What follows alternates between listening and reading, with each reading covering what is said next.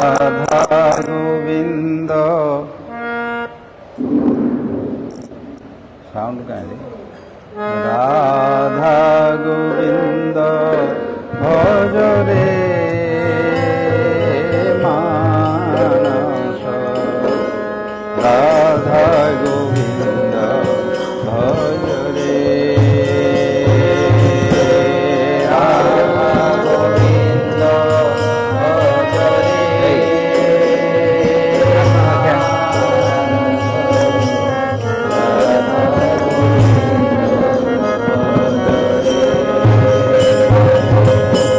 রাধা গোবিন্দ ভজরে মানস রাধা গোবিন্দ ভজরে রাধা গোবিন্দ ভজরে মানস রাধা গোবিন্দ তেজ ফুট কপট লোট যমুনা তট তেজ ফুট কপট লোট যমুনা তট তেজ ফুট কপট লোট যমুনা তট তেজ ফুট কপট লোট যমুনা তট শ্রীরাস স্থলী রজরে মানস শ্রীরাস স্থলী রজরে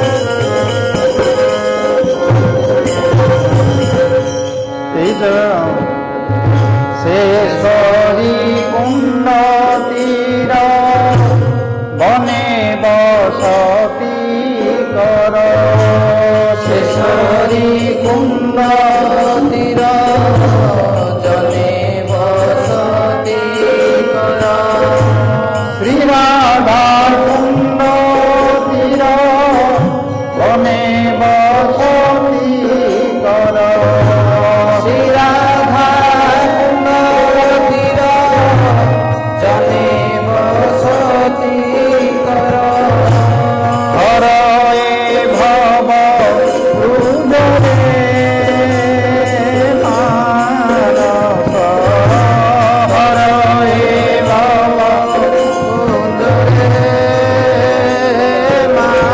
मानस राधा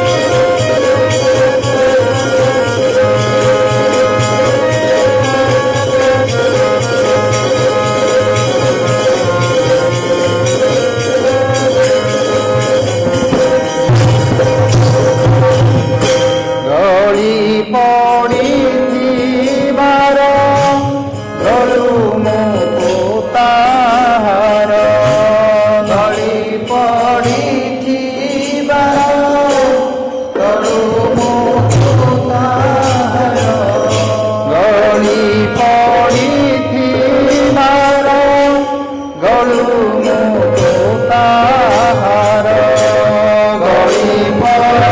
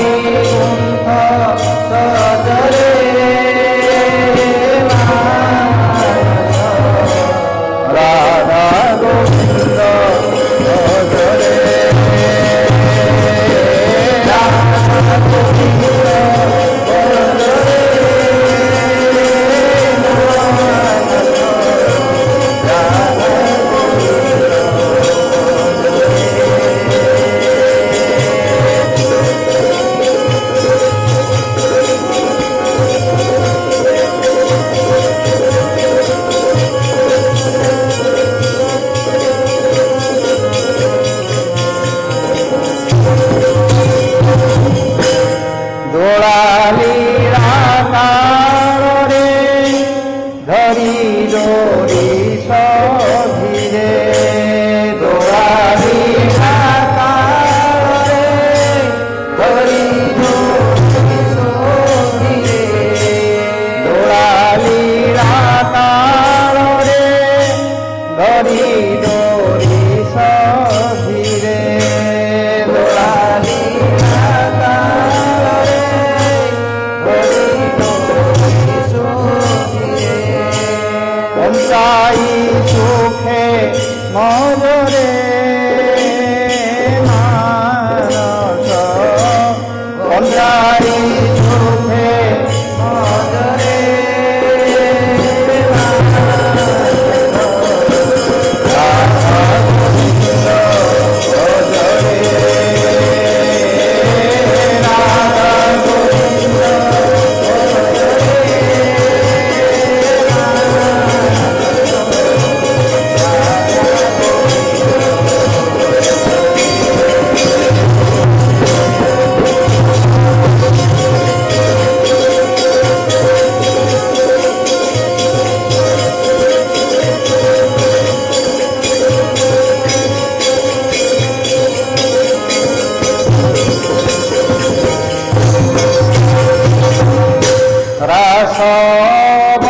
রাসবসানরে কুসুম ব্যজনরে রাসবসানরে কুসুম ব্যজনরে রাসবসানরে কুসুম ব্যজনরে রাসবসানরে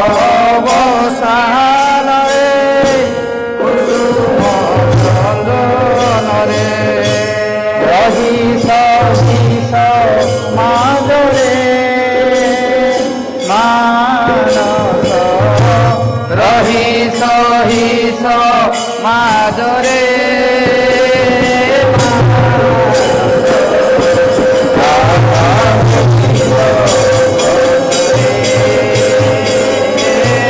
রাধা গোবিন্দ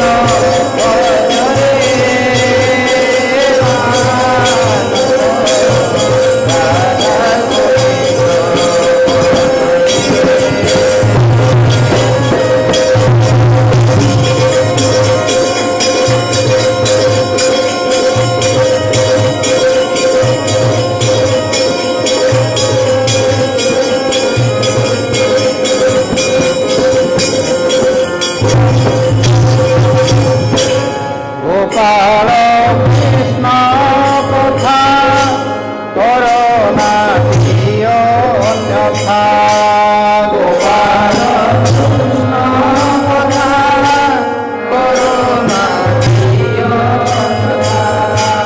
গোপাল কৃষ্ণ কথা করোনা অন্যথা গোপাল কৃষ্ণ কথা করোনা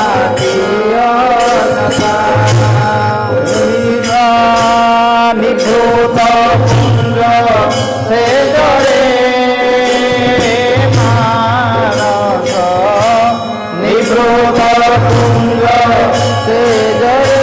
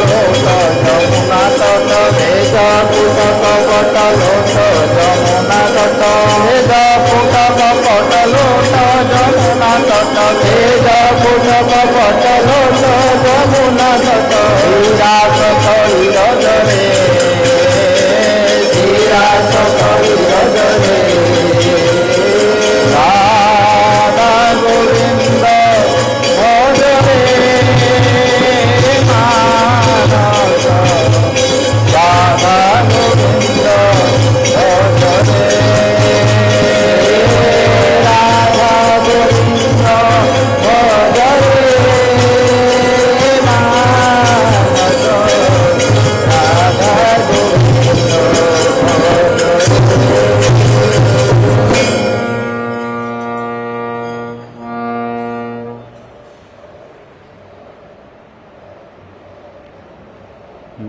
गारे उठो टिकण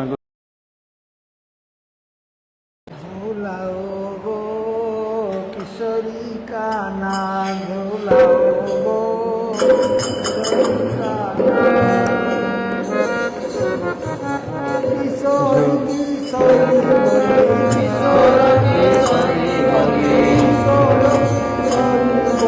किशोर किशोरी बोली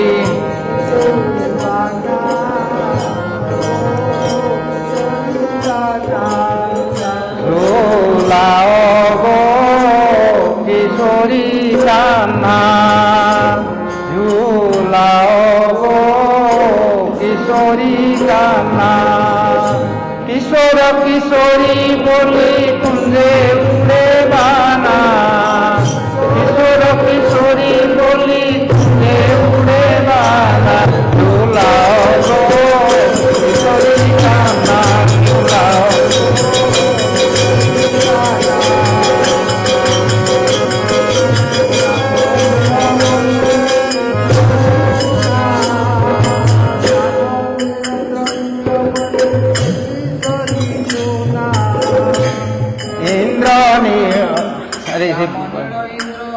श्याम इंद्र नीलमणि से किशोरी काना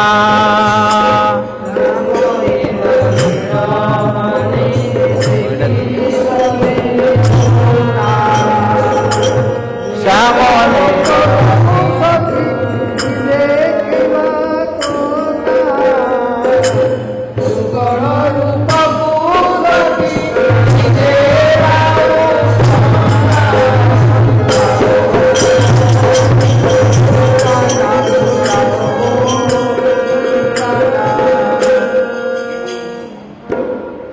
पूरा सब पृथ्वी जा शुणुं देखुं दीदी फेमस हो तोर गीत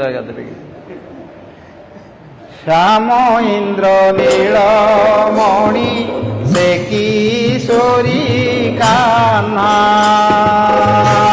श्याम इंद्र नीलमणि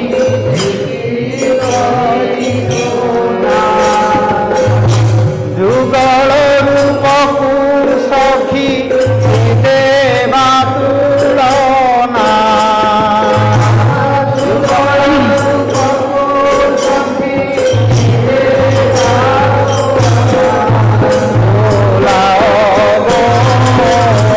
किशोरी कान्हा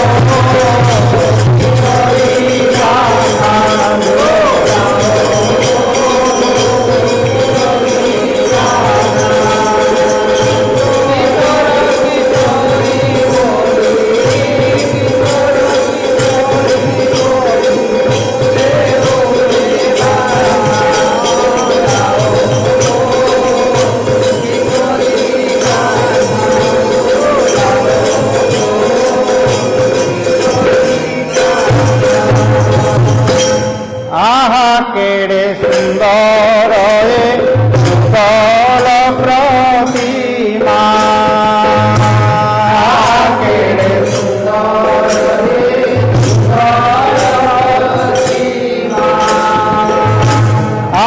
केड़े सुंदर युगल प्रतिमा केड़े सुंदर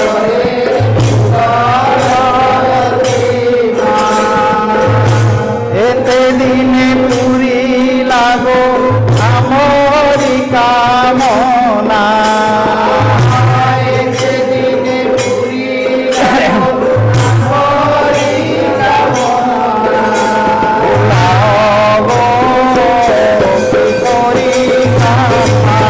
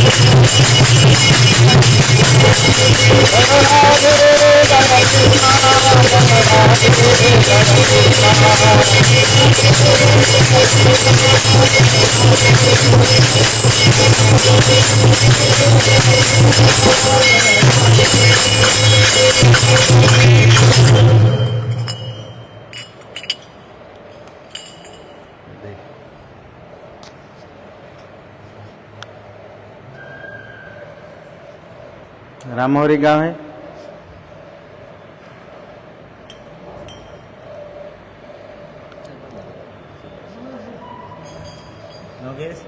नजले गीत गा ना हुड़हुड़ी पक खाली बोले कि गीत गा ना हुड़हुड़ी पक भगवान हेले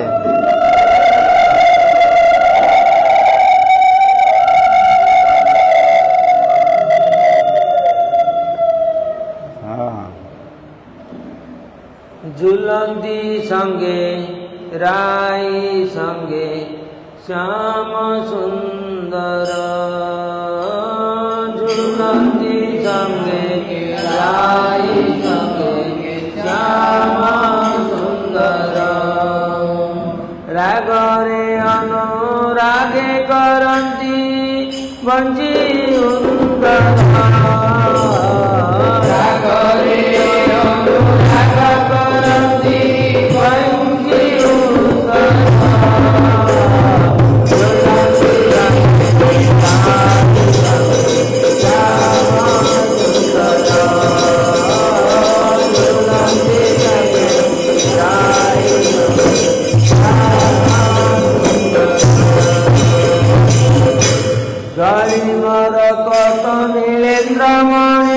लावण्य प्रतिमा त्रिभंगी टाणी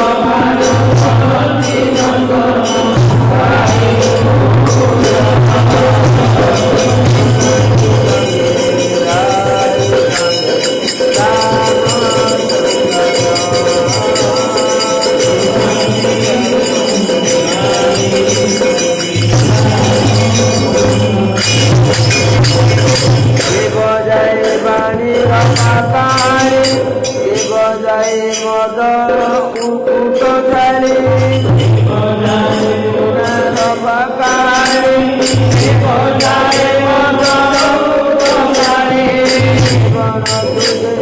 ବଜାଏ ମନ୍ଦିରା ପ୍ରେମ ଆତୁରା ବଜାଏ ମନ୍ଦିରା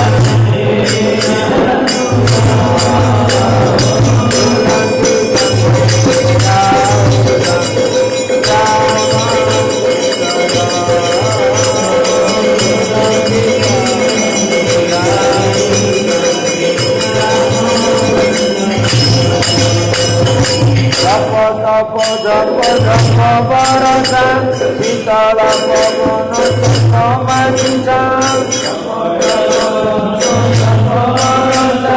ଶୀତଳ ପରାଚୁକ ଚାରି ମୟୁର ମୟୁରୀ ପରାଚୁକ ଚାରି ମୟୁର ମୟୁରୀ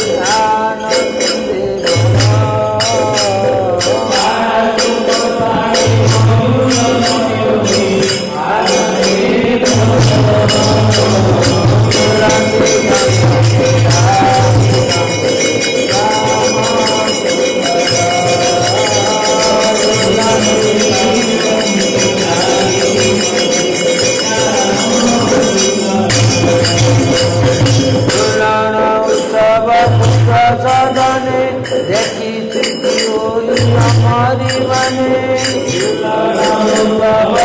সদনে দেখি স্মৃতি ওই আমারি মানে বলে বনমালী বেলে পুষ্পাঞ্জলি বলে বনমালী বেলে পুষ্পাঞ্জলি গায়ে সোনা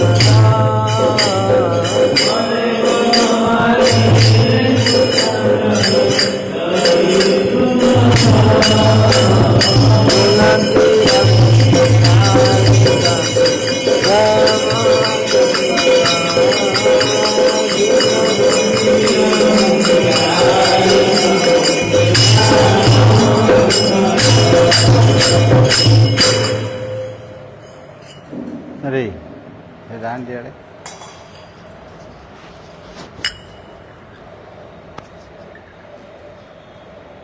माइक दाण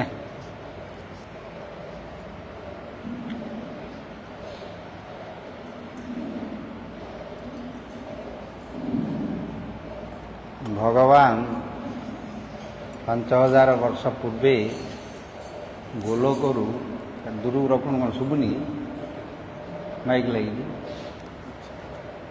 से माइक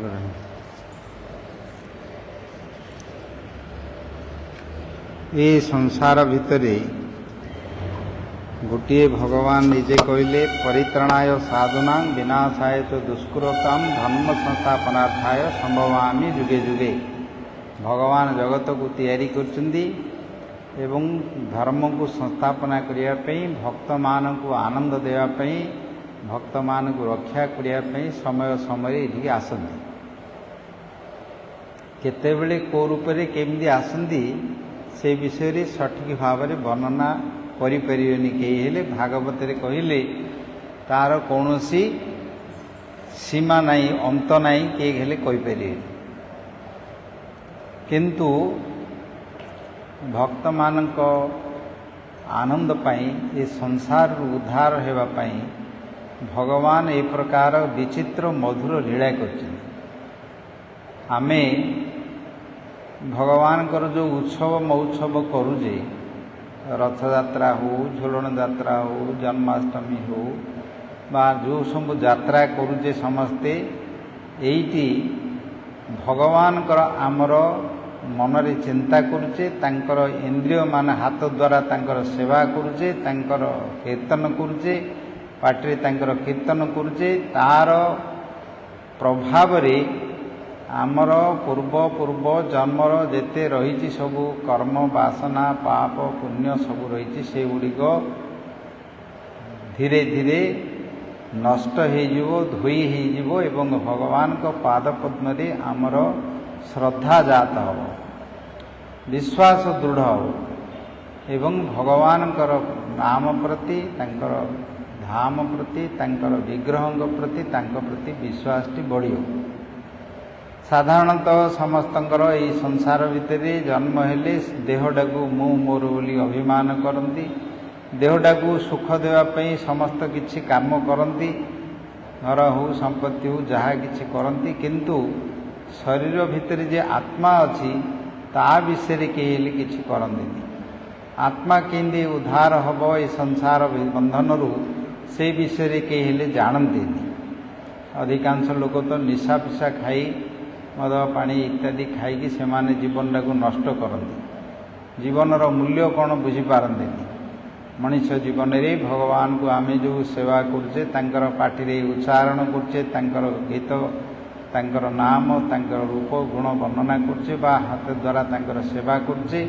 एठी आम मान को ये संसार माया भितरु मुक्ति करी भगवान को पाद पद्म रे मन रहिबो एवं मरण समय रे ये गुड़िक मध्य आम हृदय रे जदि मन भितर जदि स्फूर्ति हम भगवान को आम दोली करते भगवान को दर्शन करते भजन करते से कथा हो किंबा से लीला हो से रूप हो जदि हृदय भितर स्फूर्ति है मन भितर आसला ताहले आउ कौन सी आम मानकर कर्म आमको बांधिकी रखिपर कि जम लोकर जमदूत मैंने बोध आसिक आमको दंड दे पारे। भगवान ये भक्त मानक गोटे स्वतंत्र भक्त मानक ये लीला सब कर भगवान कि दरकार तो गोलक धाम में रहती किंतु ये जन्म होती कहीं ये जन्म हो कर्म कर कहीं मथुरा रे आविर्भाव हेले से राताराति गोकुल को गले से जाइए जो समस्त उत्सव लीला कले मनुष्य भाया इच्छा कले तो भगवान कहीं ना भक्त माने ताकू गाई ताकू मने पकई ताकू से माने स्मरण करी अनायास रे कष्ट न थाइकरी भईकरी पळेबे। खाली खाली रे मनटी को रक्षा करिया भगवान को पाखे रखिया सहज नहीं। मन केबेले खाली खाली रे कूटे का पाखे रहिबोनी। मनर स्वभाव होची जोठी तार रूप अच्छी गुण अच्छी लीला अच्छी चरित्र अच्छी जा सहित रही मन ता पाखु जीव ना खाली कूटी मन कूटी जाऊँ सी जीवनी। मनर स्वभाव होची तार ये शब्द स्पर्श रूप रस गंध ये को लेकर ही से रहे जहाँ सहित संबंध अच्छी ता पाखु मनटा जीव ता कथा चिंता करिवो। से मित्र हो कि शत्रु हो भल हो कि मंद हो संबंध थिले ही ता पाखु जीव। जहाँ सहित संबंध नहीं मन ता पाखु केबे जीवनी जीव केबे जीवनी। मनर स्वभाव होची से ताले भगवान पाखे कि मन रही भगवान सहित आमर संबंध करिया भगवान का संबंध भक्त मान सहित गुरु वैष्णव संबंध रे भगवान सहित आमर संबंधटी रहे। यहाँ हूँ भक्ति मार्गर कथा। कर्म मार्गर कथा अलगा तांके सब कर्म करती किसी आमको मिले आमर केंदी खाई पीकी सुख होकर रहू बोली कहते किंतु मरु बोली केवे चिंता करना। यहाँ हूँ गोटे अज्ञान और केंदी आम रहू आम पिला रही नाती नाती रही घर द्वार थो खाऊ आ मरु के जो मरण आते खाऊ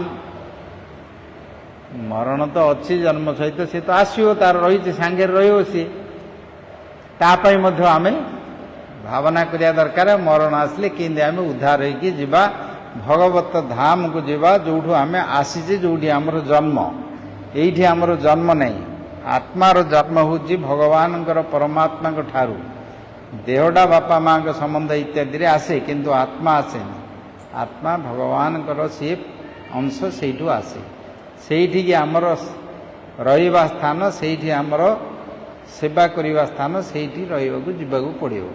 ये मनुष्य जीवन रे भगवान ये जो लीला करचंदी ये लीला गुड़िक भगवान कहते जन्म कर्म चमे दिव्यम एवं जो वेति तत्वत मोर जन्म एवं कर्म दिव्य स्वरूप माने दिव्य कौन ना ये लौकिक नहीं प्राकृत रूप नहीं सेटा सबू चेतन स्वरूप अप्राकृत रूप दिव्य रूप सी केमदी कृष्णकर लीला देखियो। भगवान 6 दिन रे पुतना आसला मारिया पे आसला ସେଇଠି ଆବିର୍ଭାବ ବୋଲିକିରି କଂସ ଅସୁର ମାନେ ଜଗିଛନ୍ତି ତାଙ୍କୁ ମାରିବା ପାଇଁ। ଭଗବାନ ବୋଧେ ଲୀଳା କରିକି ତାଙ୍କୁ ଠକିକି ପଳେଇଲେ ରାତାରାତି। ଲୀଳା କରୁଛନ୍ତି, ଲୀଳା ମାନେ କ'ଣ ଆଉ? ଭଗବାନ ଆବିର୍ଭାବ ହେଲେ, ଶଙ୍ଖ ଚକ୍ର ଗଦା ପଦ୍ମ ଧରି ସେଇଠି ପ୍ରକଟ ହେଲେ। ତାଙ୍କୁ ଦେବ ବସୁଦେବ ତାଙ୍କୁ ସ୍ତୁତି କଲେ, ଦେବକୀ ମା ତାଙ୍କୁ ସ୍ତୁତି କଲେ, ବୁଝିଲ। ସେଇଠି ପ୍ରାର୍ଥନା କଲେ, ଭଗବାନ ତାଙ୍କୁ କହିଲେ ତମେ ପୂର୍ବ ଜନ୍ମରେ ସବୁ ଏମିତି ତପସ୍ୟା କରିଥିଲ, ମୋତେ ପୁତ୍ର ରୂପରେ ମାଗିଲ, ମୁଁ ପୁତ୍ର ରୂପରେ ତମର ଆସିଲି।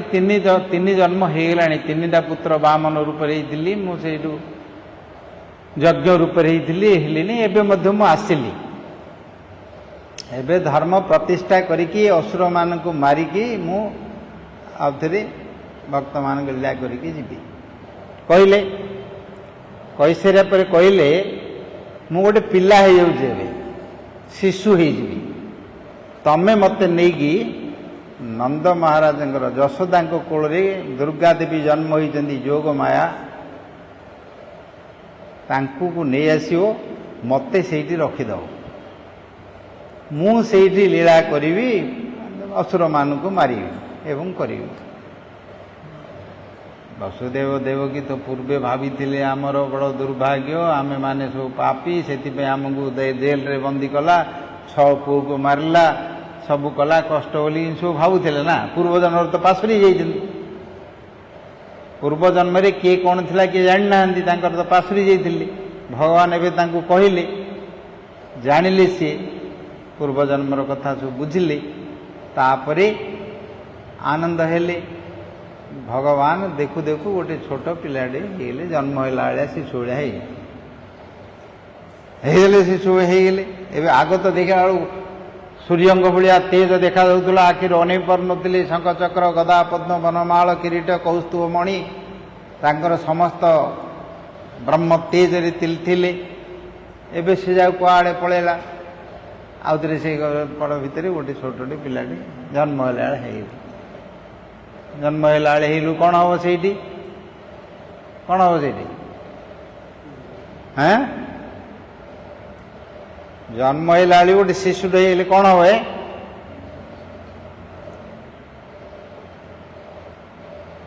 କିଛି ଜାଣିପାରୁନ, କହିପାରିବନି, କ'ଣ କରିବ?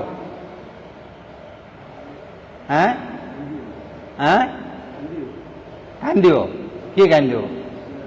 ପିଲାଟା କାନ୍ଦିବ। ବୁଢ଼ା ବାପା ମା କ'ଣ କରିବେ? ଆଶ୍ଚର୍ଯ୍ୟ ହେଇଯିବେ। ଏଇ ତ କାମ ଆଉ। ତାଙ୍କୁ ଶିଶୁ ହେଇଯିବା ପରେ ତାଙ୍କର ବାତ୍ସଲ୍ୟ ଭାବ ଆସିଲା, ତାଙ୍କୁ କୋଳରେ ଧରିଲେ, ସ୍ତନପାନ କରେଇଲେ। କୋଉଠି? ହଁ, ଭାଗବତରେ ଲେଖା ଅଛି। କୋଉଠି ଲେଖା ଅଛି? ଜାଣିନି, ଏଇଟା ଆଗୁ ଆସ, ପଛରେ କାହିଁ କହୁଛ, ଆଗୁ ଆସ। ଭାଗବତ ପଢୁଛ ସବୁବେଳେ, ଜାଣିବାର ଅଛି ନା। ତାଙ୍କୁ ସ୍ତନପାନ କରେଇଛନ୍ତି। କୋଉଠି ଲେଖା ଜାଣିଛ? ଯେତେବେଳେ ତାଙ୍କର 6 ପୁଅକୁ ଯୋଉ କଂସ ମାରିଦେଲା, ପ୍ରତିବର୍ଷ ଗୋଟେ ଗୋଟେ ମାରିଲା, ସେମାନେ ଥିଲେ ମରିଚି ଋଷିଙ୍କର 6 ପୁଅ ଥିଲେ। ତାଙ୍କ ମାଙ୍କ ନାଁ ଥିଲା ଉର୍ଣ୍ଣା।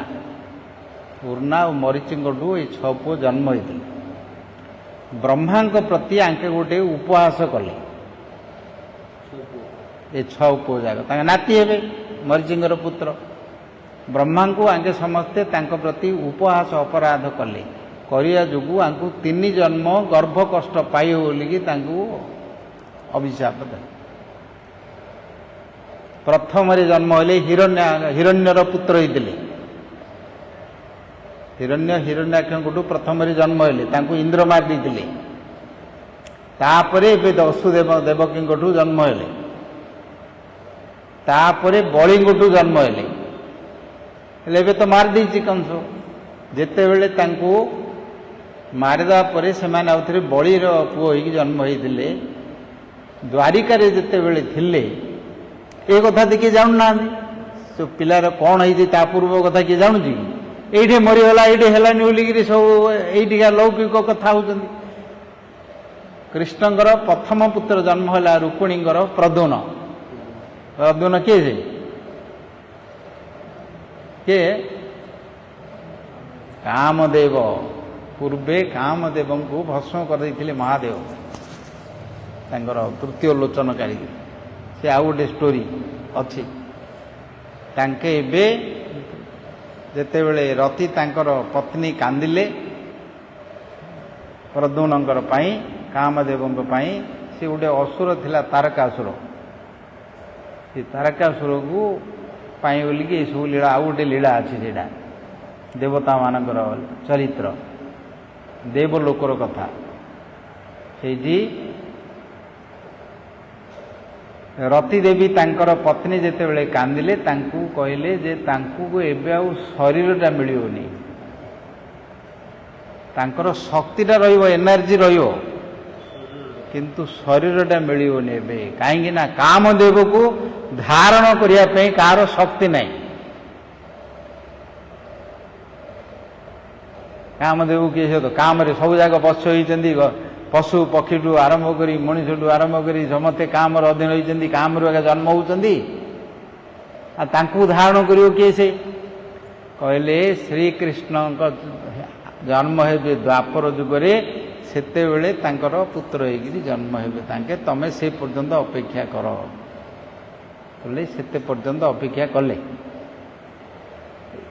संबरासुर गोटे असुर थिला सी तपस्या कला बर बर जितेबले देले सेतेबेले कहला जे मते कामदेव एका मारी पारि कहीं सी जानी कामदेव भस्म हो जाती आउ किए ना असुर गुड़ाक ट्रिक करती तो किंदी कौन कले आम मरुनु बोले सी से वर मागिला जे कामदेव एका मत मारी पारि कामदेव तुम ना मार किए से बर जितेबले महादेव देले नारद ताकू कहीदेले नारद तो टे नाटक लगे लोक कहले रे कामदेव एबे कृष्ण रुक्मिणी गर्भरु जन्म हे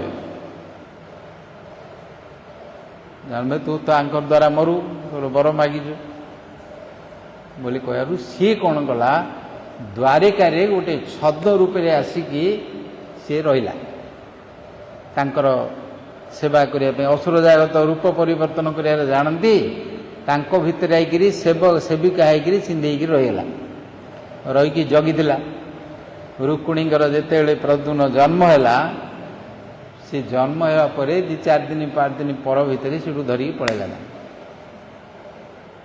बुझे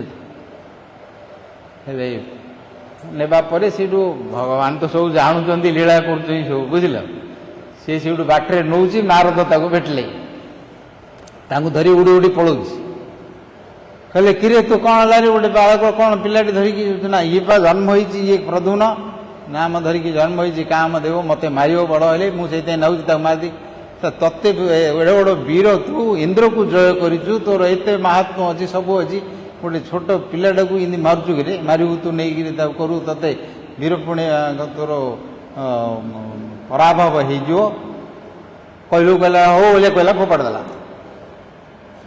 समुद्र में पड़ा सी तेलू गोटे पड़ुची जो गोटे माछ था माछटी से गिड़देला से माछटा को धरला गोटे केउट धरिकी नहीं संबरासुर को आगे गला बिकापी बड़ माछटा कहला भेटी देवी बोली कहला नहीं भेटीदेला ता घर पड़ेगा से जी रोषे हाईगिरी थिले ये रति देवी पाखे थे जानी प्रद्युम्न किए रखे बोली से माछटा काटू प्रद्युम्न बाहर से रही घरे आगे रही असुर पाखे आगे रही सी ये रति देवी सहित रहीकि पिला बेलू बढ़ेले तापरे धीरे धीरे बढ़ेला से जानिले ये कहले तमर पूर्वजन्म तुम एमती कामदेव थिल कृष्णकर तमें पुत्र ये धरी पलैला कहला ये लीला तो गोटे गला मारे आउ थे प्रद्युम्न आसिले द्वारिका ये जो पिलाटी को नहीं रुक्मिणी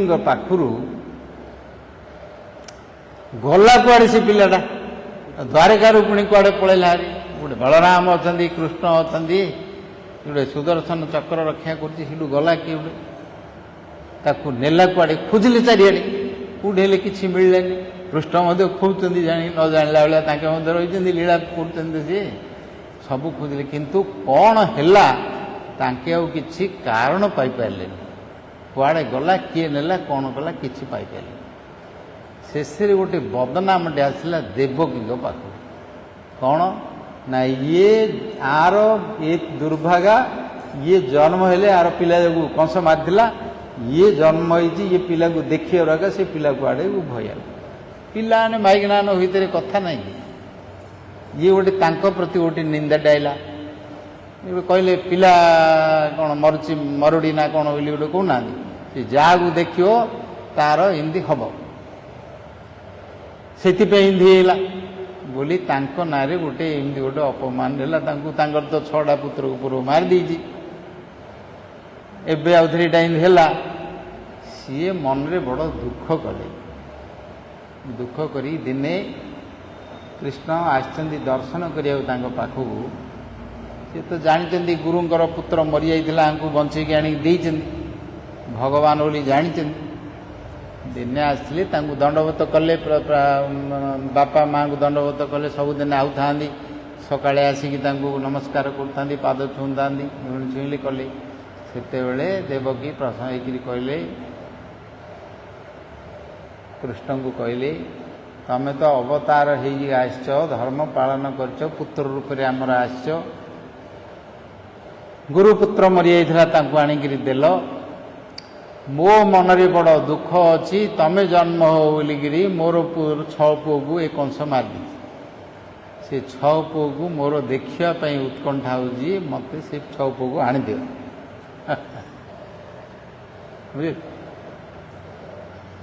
ଭଗବାନ ଅଛନ୍ତି ସେଠି, ତାଙ୍କେ କହୁଛନ୍ତି ମା ଆଣିଦିଅ ବୋଲି, ଦେଖିବି ବୋଲି କହୁଛନ୍ତି, ଦୁଃଖ ବୋଲି କ'ଣ କରିବେ ଆଉ। ଭଗବାନ ତ ଜାଣିଛନ୍ତି ତାଙ୍କର ଉଦ୍ଧାର ହେଇଯିବେ।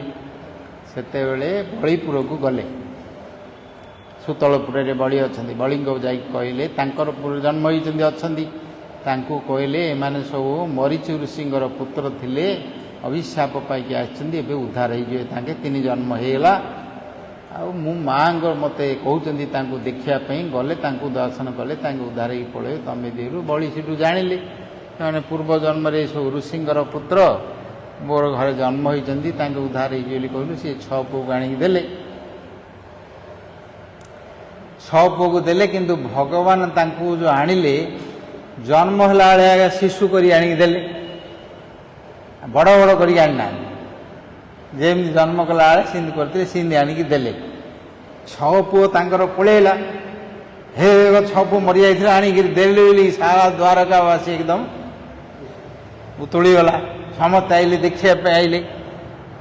ଦେବକୀ ତାଙ୍କୁ ପାଇକିରି ତାଙ୍କର ଯେଉଁ କଷ୍ଟ ଥିଲା, ବହୁ ଦିନର ଦୁଃଖ ଥିଲା, ତାଙ୍କୁ ପାଇକି ବହୁତ ଭାବରେ ଭୋଳିତ ହେଇଗଲେ। ସେଇଥିରେ ହେଇକିରି ତାଙ୍କୁ ସବୁ ସ୍ତନପାନ କରେଇଲେ। ତାଙ୍କର କ୍ଷୀର ଆସିଛି, ସ୍ତନପାନ କରେଇଛନ୍ତି। ଭାଗବତରେ ଲେଖିଲେ ଭଗବାନଙ୍କର ଅଧରାମୃତ ପାଇଲେ ବୋଲି ଲେଖାଏ। ଦ୍ୱାରକା ଲୀଳାରେ ଅଧରାମୃତ ପାଇଥିଲେ। କେଉଁଠି ଅଧରାମୃତ ହେଲା ସେଇଟା ନା, ପ୍ରଥମରେ ଯେତେବେଳେ ଭଗବାନ ଗଲେ ଗୋକୁଳକୁ ଗଲାବେଳୁ ତାଙ୍କୁ ସ୍ତନପାନ କରେଇଥିଲେ। ସେଇଥିପାଇଁ ଏବେ ତାଙ୍କର ଅଧରାମୃତ ପାଇଲେ। ସେଇଠୁ ଯେତେବେଳେ ହେଲେ ଗାଁ ଦ୍ୱାରିକାରେ ସବୁ ହାଲା ହେଇକି ଆସୁଛନ୍ତି ଦେଖିବା ପାଇଁ, ଦେଖ ମଲିଆ ପୁଅ ବୋଧେ 6 ପୁଅ ଆସିଲେ, କେଡ଼େ ବୋଲି ଭାଗ୍ୟ ବୋଲି ସବୁ ହଲାଗୁଲା କରି ଭଲ ମନ୍ଦ ଆସିଲେ। ତାଙ୍କୁ ଯେତେବେଳେ ସ୍ତନପାନ କରେଇଦେଲେ, ସେମାନଙ୍କର ଆଉଥରେ ରୂପ, ତାଙ୍କର ଯେଉଁ ଋଷି ରୂପ ଥିଲା ତାଙ୍କର ପୂର୍ବରୁ ଆଉଥରେ ପରିବର୍ତ୍ତନ ହେଇଗଲା। ହେଲେ ସମସ୍ତେ ଦେଖୁଛନ୍ତି, କହିଲେ ଭଗବାନଙ୍କୁ ସ୍ତୁତି କଲେ, ମୋତେ ଉଦ୍ଧାର କଲେ ବୋଲି ସ୍ତୁତି କରିକି ସେଠୁ ଆଉଥରେ ପଳେଇଲେ। ସେଇଠୁ ଦେବକୀ ଦେଖିଲେ, ଦେଖିକି କହିଲେ ମାୟା ସବୁ କାହାର କ'ଣ, କିଏ ପୁତ୍ର କିଏ କନ୍ୟା ବୋଲି କହିଲେ। ସେଥିପାଇଁ ଭଗବାନ ଏଠି ଏଇ ଯେଉଁ ଲୀଳା କରନ୍ତି ତାକୁ କେହି ଜାଣିପାରନ୍ତିନି। ଭଗବାନଙ୍କର ଏଇ ଲୀଳା ଜାଣିବା ସହଜ ନାହିଁ। ସେଥିପାଇଁ ବହୁତ ଜ୍ଞାନୀ ଲୋକ, ଯୋଗୀ ଲୋକମାନେ ବିଶ୍ୱାସ କରନ୍ତିନି, ଏ ଭଗବାନଙ୍କର ଲୀଳାକୁ ବିଶ୍ୱାସ କରନ୍ତି, ଏସବୁ ମାୟା ବୋଲି କହନ୍ତି।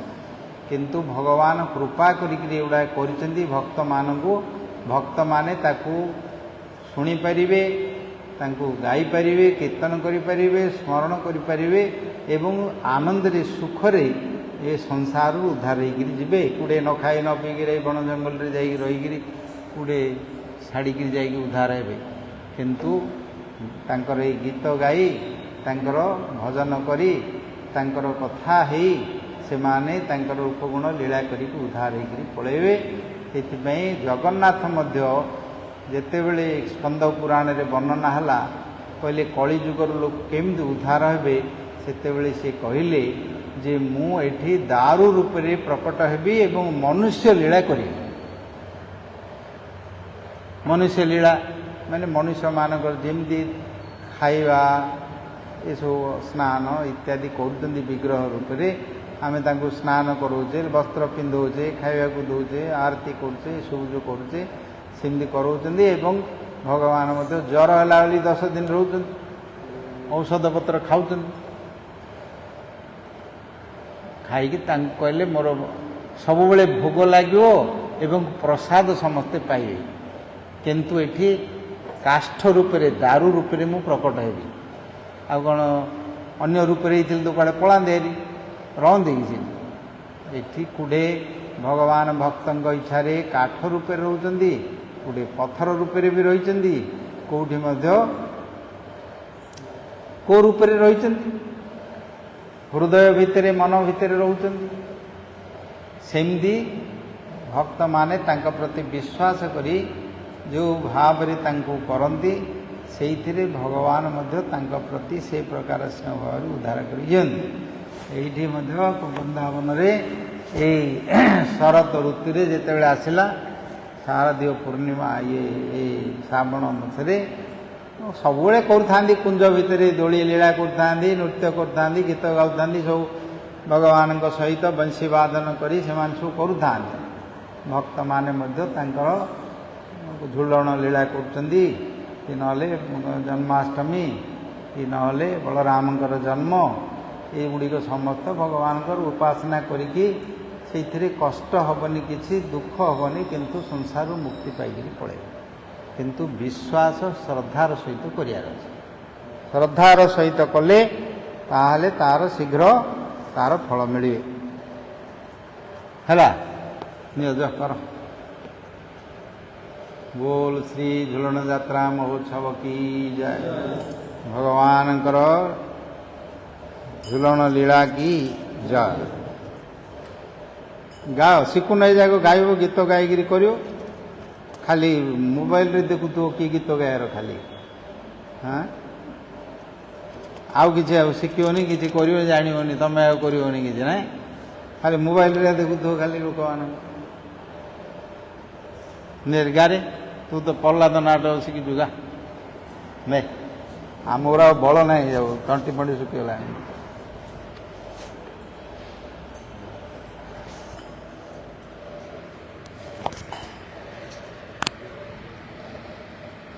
ଡାନ୍ସ